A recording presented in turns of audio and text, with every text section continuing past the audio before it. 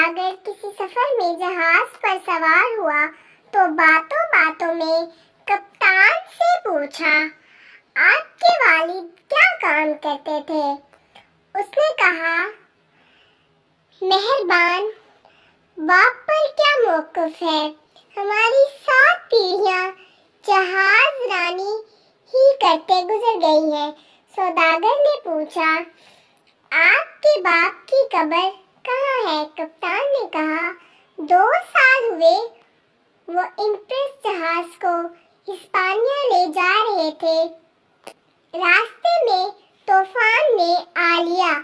उन्होंने सवारियों को तो कश्तियों पर सवार करा के बचा दिया, मगर आप बेचारे जहाज समेत समंदर में डूब गए।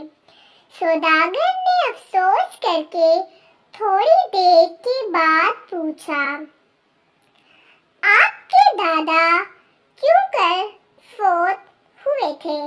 कप्तान ने कहा, इसी तरह एक जहाज के डूब जाने से। सौदागर ने अफसोस करते हुए कहा, इस खतरनाक काम में जब आपके बाप दादा मर गए तो ताज्जुब है कि आपने इसे क्यों इख्तियार किया। कप्तान ने फिर थोड़ी देर और बातें करके सौदागर से पूछा, आपके वालिद साहब किस दुकान पर बैठते थे? सौदागर ने कहा, उसी दुकान पर जहां मैं बैठता हूँ। फिर पूछा, दादा? सौदागर ने कहा, वो भी उसी दुकान पर बैठते थे। कप्तान ने कहा, अच्छा, आपके बाप दादा मरे किस मकान में थे? सौदागर ने कहा, इसी मकान में जिसमें हम रहते हैं।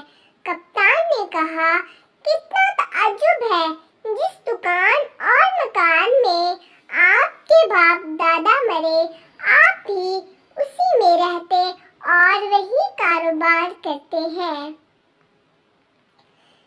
शुक्रिया। तो दोस्तों, हमने आज ये सीखा कि हमें बिलावजह किसी की भी मामलात में दखल अंदाजी नहीं करनी चाहिए और किसी भी काम से डरना नहीं चाहिए।